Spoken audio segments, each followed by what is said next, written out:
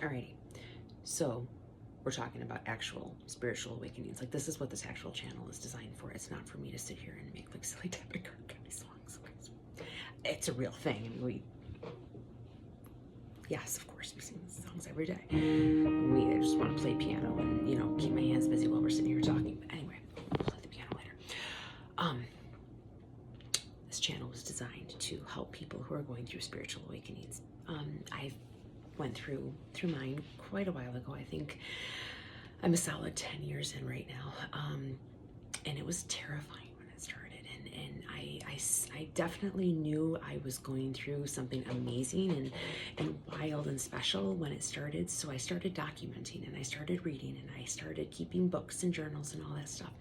And I kept meticulous notes because I knew, as well, you know this too, probably, that somebody who has gifts like us, when we're very highly connected from above, we also usually know the end of the story. So knowing the end of the story was part of what's happening right now, and that I would need these materials to share with you. So we have a couple of books that I post about, but these are two that I found really, really helpful. This one especially, it's called Awakening Transformation. It's been so long since I read it, I forgot, but this one talked me off a lot of ledges. This really it was very kind of cerebral, but it helped me kind of wrap my head around what was going on when I was so confused at, like, why did all of a sudden everything in the world seemed so different to me?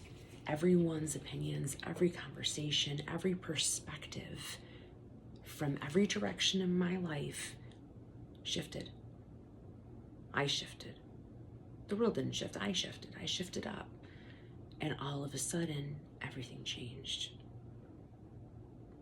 And once that first shift happens and you level up a little bit, it's very unsettling. It's very ungrounding.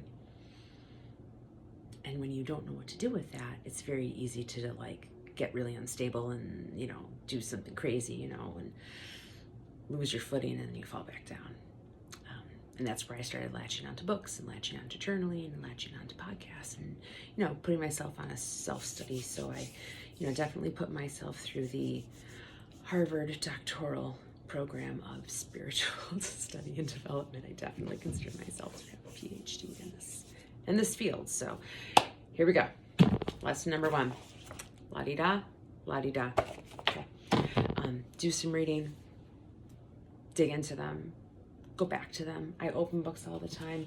It brings me to pages. Just opening this, I'm going to, you know, the day that I picked the paint to do this, and it reminded me, and it brought me back on a whole little journey from when we picked the paint to do the bedroom. That was the first thing that we did together, you know.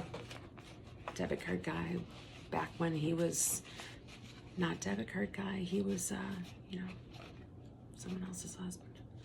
But, you know, twin flame journey, this is how this goes. So, you know, it's nitty and it's gritty and it's awful and it's horrible. But if you are a twin flame you know, then you probably fucking need this. So, you know, giddy up, get yourself a book, and we're gonna have some talks. So, all right, see you soon.